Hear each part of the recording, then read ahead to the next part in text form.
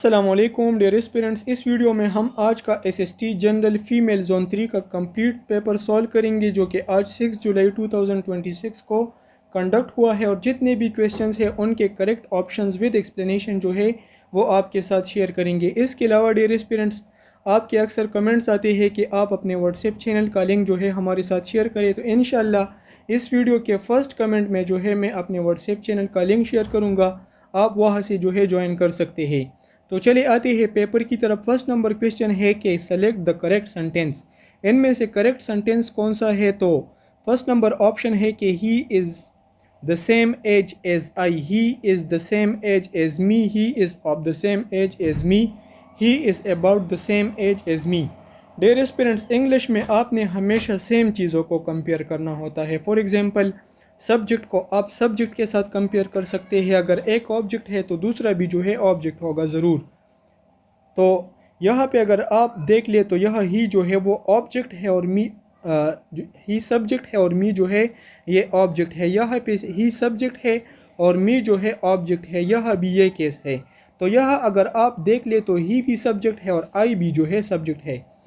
For example मैं आपको कह लूँ तो आप इस तरह नहीं कह सकते इंग्लिश में कि I am more beautiful than her या she is more beautiful than me, क्योंकि आपने सब्जेक्ट को सब्जेक्ट के साथ कंपेयर करना होता है और ऑब्जेक्ट को ऑब्जेक्ट के साथ। आप इस तरह कह सकते हैं कि I am more beautiful than she या she is more beautiful than I, या इस तरह आप कह सकते हैं कि the climates of Abbottabad is better than that the climate of Peshawar. बाज़ लोग इस तरह कहते हैं फॉर एग्जांपल कि the climate of Abbottabad is better than Peshawar, तो ये भी गलत है क्योंकि सेम चीज़ों को आपने कंपेयर करना होता है हमेशा इंग्लिश ग्रामर में।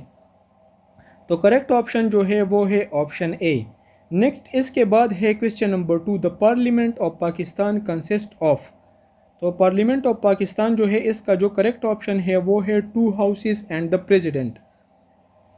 नेक्स्ट है क्वेश्चन नंबर 3 के choose the correct sentence. I give exam yesterday, I will have attempt my exam yesterday, I took the exam yesterday, I appear the exam in the exam yesterday. तो I give the exam yesterday जो है ये गलत है, आप give नहीं कह सकते, आप जो है आपने कहना है आई टुक द एग्जाम यस्टरडे। यहाँ पे जो करेक्ट ऑप्शन है वो है ऑप्शन सी। नेक्स्ट है question number 4, the officer approved the request after careful examination. तो आफ्टर केयरफुल एग्जामिनेशन यहाँ पे इन्होंने जो ऑप्शंस दिया है तो इन्होंने 95% खुद हेल्प की है आपको करेक्ट आंसर को ढूंढने में, क्योंकि ये जो है ये क्लास नहीं है, ये भी क्लास है और यह भी इन्होंने क्लास दिया है। और क्लास के लिए ये ज़रूरी है कि सब्जेक्ट और वर्ब का कम्बिनेशन हो, और यहाँ पे सब्जेक्ट वर्ब का कम्बिनेशन नहीं है तो इसलिए ये फ्रेज़ है प्रीपोजिशनल फ्रेज़ है। अगर आफ्टर नहीं होता इसके साथ तो फिर ये नाउन फ्रेज़ होता, लेकिन अब ये क्या है? प्रीपोजिशनल फ्रेज़ है। लेकिन अब इन्होंने काफ़ी हेल्प किया, आपका क्लास दिया है, यहाँ भी क्लास दिया है और यहाँ भी क्लास दिया है। और अगर आप यहाँ देखें तो यहाँ जो है सब्जेक्ट और वर्ब का कम्बिनेशन नहीं है तो इसलिए ये फ्रेज़ है ना कि क्लास। तो इसलिए इसका जो करेक्ट ऑप्शन है वो है ऑप्शन सी। नेक्स्ट क्वेश्चन, हल्का अरबाब ज़ौक़ का मरकज़ कौन सा शहर था? हल्का अरबाब ज़ौक़ जो है ये असल में उस ज़माने के जो शायर और अदीब थे वो आपस में बैठते थे, शायरी को डिस्कस करते थे, अदब को डिस्कस करते थे, तो वो लाहौर में बैठते थे। तो इसका जो करेक्ट ऑप्शन था वो था लाहौर। नेक्स्ट है कि differentiated instruction is most effective when assessment is. असल में डिफ्रेंशिएटेड इंस्ट्रक्शन या डिफ्रेंशिएटेड टीचिंग जो है ये क्या होता है कि जिसमें आपने मॉडिफाइड टीचिंग करना होता है, आपने क्लास के नीड्स को देखना है। डिफरेंट टाइप्स ऑफ चिल्ड्रन जो है वो बैठे होते हैं क्लास में, उनको देख के आपने उनके मुताबिक जो है टीचिंग करना है। तो इस तरह के टीचिंग को जो है डिफ्रेंशिएटेड इंस्ट्रक्शन या डिफ्रेंशिएटेड टीचिंग कहते हैं। तो इसका जो करेक्ट ऑप्शन है वो है option C, used continuously to inform instructional decisions. Next question है question number 7, to parrot. To parrot का जो अपोजिट मीनिंग है इनमें से कौन सा है? तो टू पेरट असल में ये होता है कि आपने जो है इसमें सेम टू सेम 100% दूसरे बंदे को कॉपी करना होता है कि वो क्या कहता है बिल्कुल उसी तरह जो है वो कॉपी करने वाला भी उसी तरह करता है या कहता है। जिस तरह हम पेपर अपलोड करते हैं तो बाकी चैनल वाले या जो व्हाट्सएप चैनल वाले होते हैं वो सेम टू सेम हमारे पेपर को कॉपी करते हैं यहाँ से। यह इवन के जो हमारा नाम होता है वो भी फिर अपने टैग से जो है उसको रिमूव करते हैं और अपना नाम लगाते हैं। तो ये सेम टू सेम कॉपी करना इसको कहते हैं। इसके अलावा टू एम्यूलेट जो है ये क्या है, इसमें भी आपने कॉपी करना होता है किसी चीज़ को, लेकिन असल में आप किसी चीज़ को देखें और फिर जो है ख़ुद से वो काम करे तो उसको टू एम्यूलेट कहते हैं। तो इसलिए इसका जो करेक्ट ऑप्शन है वो है ऑप्शन ए। नेक्स्ट इसके बाद क्वेश्चन नंबर 8 है कि a number of influential scholars oppose the implementation of the proposed reference या जो भी है यहाँ। तो इसका जो करेक्ट ऑप्शन है वो है ऑप्शन सी आर। क्योंकि स्कॉलर्स है तो इसलिए आपने इसको एज अ प्लूरल पर डील करना होता है, तो इसलिए इसका जो करेक्ट ऑप्शन है वो है ऑप्शन सी आर। नेक्स्ट इसके बाद है क्वेश्चन नंबर 9 के the assistant accidentally revealed the confidential interview schedule before the announcement she. तो यहाँ पे जो करेक्ट ऑप्शन है इसका वो है option B, let the cat out of the bag. जब आप एक्सीडेंटली जो है एक सीक्रेट को रिवील करें तो उसको जो है cat out of let the cat out of the bag कहते हैं। तो इसलिए इसका जो करेक्ट ऑप्शन है वो है ऑप्शन बी। इसके बाद क्वेश्चन नंबर 10 है कि identify the sentence type the test was difficult yet most candidate completed within the given time. तो असल में यह टू इंडिपेंडेंट क्लास है, ये भी इंडिपेंडेंट क्लास है और ये भी इंडिपेंडेंट क्लास है। तो इसलिए इसका जब टू इंडिपेंडेंट क्लास मिलते हैं तो उसको जो है हम कंपाउंड सेंटेंस कहते हैं। इसलिए इसका जो करेक्ट ऑप्शन है वो है ऑप्शन बी, कंपाउंड सेंटेंस। असल में डियर स्टूडेंट्स आप भी कहेंगे कि इतने सारे टैग्स मैंने क्यों लगाए हैं। उस दिन मैंने एक पेपर अपलोड किया था यूट्यूब चैनल पे, उस पे मेरा नंबर लिखा था, तो वो बहुत सारे चैनल्स वालों ने जो है वहाँ से कॉपी किया है, स्क्रीनशॉट निकाले और फिर अपने चैनल से उन्होंने अपलोड किया। वह चूँकि मेरा नंबर लिखा था तो उसके बाद मुझे तकरीबन बहुत सारे कॉल है कि आप किस तरह ये पेपर आप सेल करते हैं, क्या करते हैं इस पे, तो आपका नाम लिखा था। तो इसलिए जो है ये पेपर देखिए, पेपर जो भी हो वो पेपर के बाद जो है आता है। अगर आपको रिसीव होता है पेपर तो वो पेपर के काफ़ी टाइम बाद जो है आपको रिसीव होता है। इसका ये मतलब नहीं होता कि वो जो है हम इसको सेल करते हैं या इस तरह। अगर सेल करने की कोई बात होती तो फिर हम 4-4 और 5-5 घंटे के लेक्चर अपलोड ना करते यूट्यूब पे। तो इसलिए आज हमने ये टैग लगाए हैं अपने बहुत सारे। इसके बाद क्या है क्वेश्चन नंबर 11। क्वेश्चन नंबर 11 है कि आंगन किसकी तसनीफ़ है। तो आंगन जो है ये खदीजा मस्तूर ने लिखा है, तो इसका जो करेक्ट ऑप्शन है वो है खदीजा मस्तूर। नेक्स्ट इसके बाद है कि she Naroli escaped for the procedural irregularity discovered during the audit. तो इसका जो करेक्ट ऑप्शन है वो है बीइंग पनिश्ड।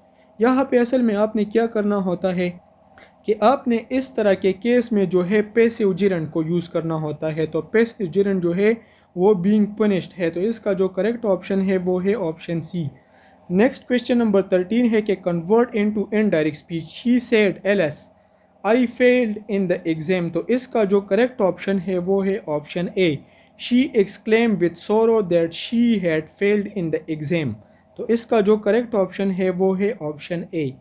क्वेश्चन नंबर 14 है हमारे पास कि विच political party got the majority of seats in the national level in the 1970 elections of Pakistan. तो इसका जो करेक्ट ऑप्शन है वो है ऑप्शन बी, अवामी लीग। अगर आप देखें तो ये जो है सॉरी मुस्लिम लीग नहीं है यार, यहाँ पे अवामी लीग है, अवामी लीग। तो इसका जो करेक्ट ऑप्शन है वो है अवामी लीग। असल में ये फॉर्म 45 वाला था और ये जो है फॉर्म 47 वाला, फॉर्म 47 के मुताबिक इन्होंने जीते थे। तो करेक्ट ऑप्शन बहरहाल पेपर में जो है वो क्या है, वो है अवामी लीग। नेक्स्ट इसके बाद क्या है, इन्फ्लेशन असल में महंगाई को कहते हैं। तो महंगाई क्या है, राइज इन प्राइसेस। इसके बाद है कि आब हयात किसकी तसनीफ़ है। तो आब हयात जो है वो मोहम्मद हुसैन आज़ाद की तसनीफ़ है, इसलिए इसका जो करेक्ट ऑप्शन है वो है ऑप्शन बी। क्वेश्चन नंबर 17 है कि identify the sentence that contain an optative expression. तो ऑप्टेटिव एक्सप्रेशन जो है उसमें ज़रूरी नहीं है कि मैं वहाँ पे एब्सेंट भी हो सकता है, लेकिन फिर भी सेंस देता है। तो इसलिए इसका जो करेक्ट ऑप्शन है वो है गॉड सेव द कीन। असल में इसका मतलब ये है कि मैं गॉड सेव द कीन, लेकिन यहाँ पे मैं जो है वो मेंशन नहीं किया गया है। ऑप्टेटिव सेंटेंसेस की खासियत ये है कि आप वहाँ पे जो है मैं को इग्नोर कर सकते हैं, लेकिन वो फिर भी सेंस देता है। क्वेश्चन नंबर 18 है कि choose the active voice equivalent the homework had been done by the students. तो इसका जो एक्टिव वॉइस है वो क्या है कि the student had done the homework. तो ऑप्शन ए जो है ये इसका करेक्ट ऑप्शन है। नेक्स्ट क्वेश्चन नंबर 19 है कि choose the correct passive voice for the following sentence, please submit the form before Friday. तो इसका जो पैसिव वॉइस बनता है करेक्ट वो है option A, the form should be submitted before Friday. तो करेक्ट ऑप्शन जो है वो है ऑप्शन ए। नेक्स्ट इसके बाद क्या है, क्वेश्चन नंबर 20 है कि a cell placed in hypotonic solution will. तो इसका जो करेक्ट ऑप्शन है वो है स्विल अप। ये जनरल साइंस का एमसीक्यूज है। इसमें असल में इस तरह होता है कि सेल में जो है ऑस्मोसिस के थ्रू वाटर एंटर हो जाती है, तो उसकी वजह से जो है फिर ये स्विल अप हो जाता है। तो इसका जो करेक्ट ऑप्शन है वो है स्विल अप। क्वेश्चन नंबर 21 है कि select the correct passive transformation of someone must have taken the documents. तो इसका जो करेक्ट ऑप्शन है वो है कि the document must have been taken. तो बाई समवन जो है यहाँ पे ऑलरेडी अंडरस्टूड है, तो इसका जो करेक्ट ऑप्शन है वो है ऑप्शन ए। क्वेश्चन नंबर 22 है कि choose the correct verb, he for the company for 10 year before the resign. यह जिस तरह वो सेंटेंस हम कहते थे स्कूल लेवल पे तो कि the patient had died before the doctor केम, तो उसी तरह का सेंटेंस है। एक जो है सिंपल पास्ट में है और एक जो है पास्ट परफेक्ट में है, जिसे हम पास्ट ऑफ द पास्ट भी कहते हैं। तो इसका जो करेक्ट ऑप्शन है वो है कि he had work for the company for 10 year before before the resign. तो इसका जो करेक्ट ऑप्शन है वो है ऑप्शन बी। क्वेश्चन नंबर 23 है कि the senior advocate made the witness the entire sequence of event before the court. तो यहाँ पे भी जो है आपने बियर इन्फिनेटिव को यूज़ करना है, तो बियर इन्फिनेटिव को यूज़ करेंगे तो करेक्ट ऑप्शन जो है बियर इन्फिनेटिव कौन सा है, रिकाउंट। रिकाउंट जो है तो रिकाउंट इसका करेक्ट ऑप्शन है 23rd का। तो क्वेश्चन 23rd का जो करेक्ट ऑप्शन है वो है ऑप्शन ए। नेक्स्ट है कि the press to bury the hatchet. तो टू बरी द हैचेट का मतलब ये होता है कि to forgive and make peace. तो ऑप्शन बी जो है इसका करेक्ट ऑप्शन है। नेक्स्ट है कि सेंट्रल मैसेज ऑफ सूरह असर। तो सूरह असर का जो मैसेज है सेंट्रल वो क्या है कि वैल्यू ऑफ टाइम वल असर इन्नल इंसान लफी खुस्र। नेक्स्ट है कि identify the correct passive form of a perfect infinitive, he claim to have finished the task. तो इसका जो करेक्ट पैसिव फॉर्म बनता है वो है the task is claim to have been finished by him. अच्छा, नेक्स्ट है कि the manager believed that the candidates was suitable for the position. तो यहाँ पे जो कॉमा के अंदर जो है ये पार्ट ये क्या है, एडजेक्टिव क्लास है, प्रीपोजिशनल फ्रेज है, एडवर्ब फ्रेज है और नाउन क्लास है। तो क्लासेस में से एक है क्योंकि यहाँ पे जो है सब्जेक्ट भी है और वर्ब भी है। तो आप अगर यहाँ पे देखें तो द मैनेजर बिलीव्ड, तो यहाँ पे जो है सब्जेक्ट है या आपका जो है वर्ब हो गया और इसके बाद ऑब्जेक्ट रहता है। तो ऑब्जेक्ट या तो जो है नाउन होता है या प्रोनाउन होता है। सब्जेक्ट और ऑब्जेक्ट जो है ये या तो नाउन हो सकते हैं या प्रोनाउन हो सकते हैं। तो इसलिए इसका जो करेक्ट ऑप्शन है वो है नाउन क्लास। नाउन क्लास जो है इसका करेक्ट ऑप्शन है। क्वेश्चन नंबर 28 है कि why is feedback important in educational games. तो एजुकेशनल गेम में जो है फीडबैक क्यों ज़रूरी होता है, क्योंकि it guides learner in improving strategies and understanding. तो करेक्ट ऑप्शन जो है वो इसका क्या है, option D. It guide learner in improving strategies and understanding. Next question number 29 है कि choose the sentence with the correct use of home. तो होम का जो है अगर आप यहाँ देखें the person who called you is here, यहाँ पे भी हुआ था है, यहाँ पे भी जो है हुआ था है the person who wrote the report is unknown. तो यहाँ पे जो है अगर आप देखें तो यहाँ पे होम आता है। होम का मतलब होता है जिससे, the person whom I met, वो बंदा जिससे मैं कल मिला, द पर्सन होम जिससे। तो इसलिए ऑप्शन बी जो है इसका करेक्ट ऑप्शन है। नेक्स्ट क्वेश्चन नंबर 30 है कि the new policy is applicable. तो यह परमानेंट एम्प्लॉयज़ है, ह्यूमन है, यहाँ पे भी जो है स्टाफ है, तो यहाँ पे भी टू आता है और यहाँ पे भी जो है टू आता है। तो करेक्ट ऑप्शन जो है वो है ऑप्शन सी। नेक्स्ट है क्वेश्चन नंबर 31 के someone has tampered with the confidential record. तो इसका जो करेक्ट ऑप्शन है वो है कि the confidential record have been tampered with.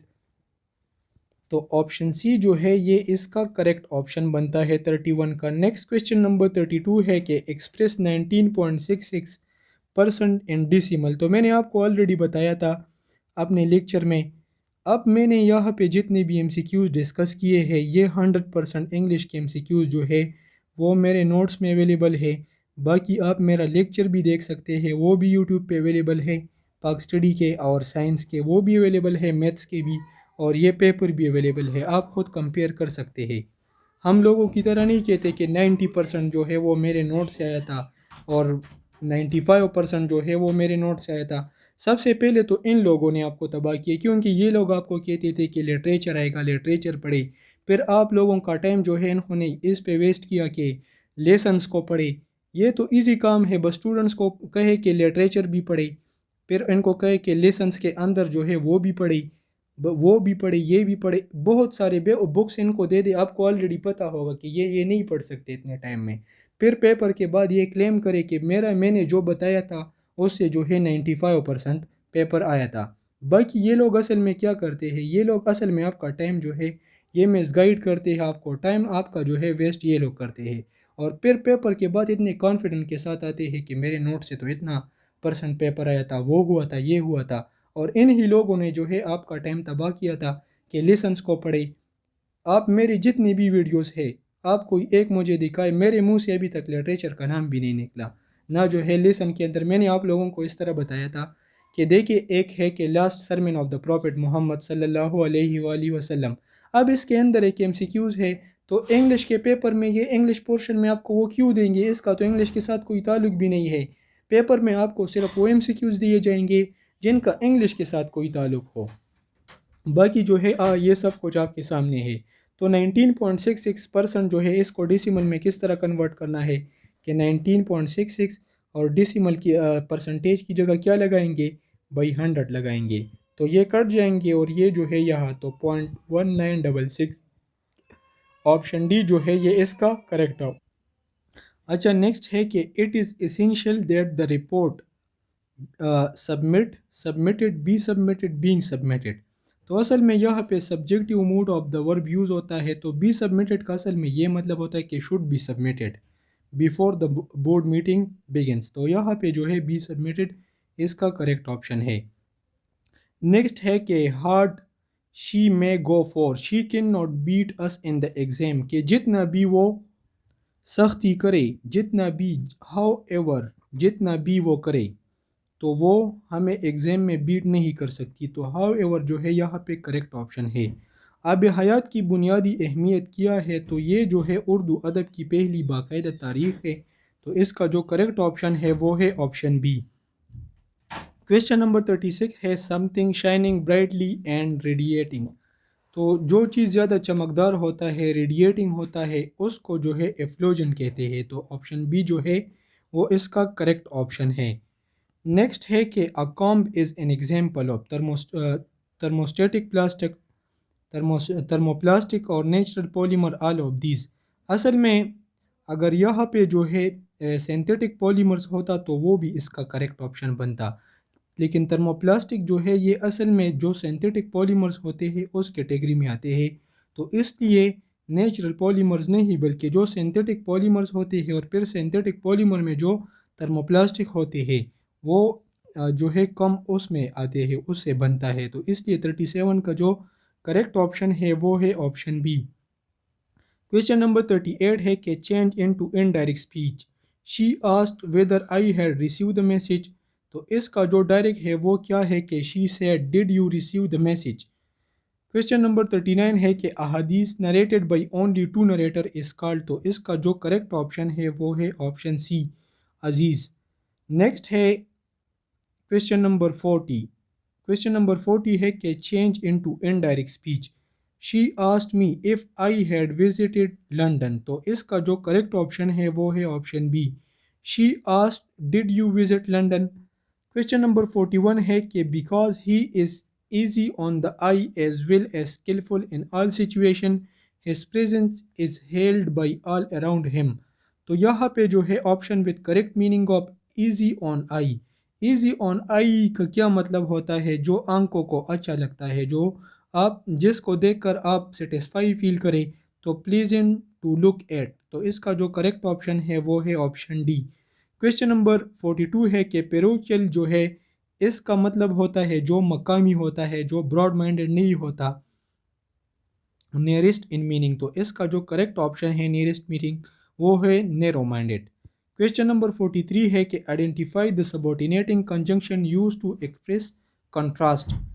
तो कंट्रास्ट के लिए जो हमें पता है कि आल दो या तो दो जो है ये यूज़ होता है ऑप्शन बी। तो इसका जो करेक्ट, इसमें हम कंट्रास्ट अगरचे ऐसा है लेकिन दूसरे क्लास में हम फिर जो है उसका तकरीबन टोटली रिसिप्रोकल सेंटेंस बोलते हैं कि अगरचे वो खूबसूरत है लेकिन वो जो है वो वो बेवफा है, या हम कह सकते हैं कि वो अगरचे उसके माँ बाप बहुत अच्छे हैं लेकिन वो अच्छा नहीं है। तो कंट्रास्ट हम यूज़ करते हैं इस तरह के सेंटेंसेस में। तो ये जो है ऑप्शन बी इसका करेक्ट ऑप्शन है। ज़रब कलीम का ज़ेली उन्वान किया है, तो इसका जो करेक्ट ऑप्शन है वो है ऑप्शन बी एलानी जंग। नेक्स्ट है कि 1 इंच इज़ इक्वल टू, तो असल में जो 1 फुट होता है वो 3.2 या सॉरी 30 सेंटीमीटर होते हैं 1 फुट में। और अगर एक यहाँ पे 1 इंच का पूछा गया है तो इसका जो करेक्ट ऑप्शन है वो है 2.54 सेंटीमीटर। तो ये 45 MCQs थे। तो डियर स्टूडेंट्स, हमने अपनी तरफ से कोशिश की है कि जो करेक्ट ऑप्शंस हो वो आपको बताई। फिर भी बीइंग अ ह्यूमन बीइंग जो भी हमसे मिस्टेक हुआ हो, अगर आप उसको जो है कमेंट सेक्शन में मेंशन भी कर सकते हैं, डिस्कस भी कर सकते हैं। इंशाल्लाह फिर नेक्स्ट वीडियो में मिलेंगे। अभी के लिए इजाज़त दीजिएगा। वस्सलाम।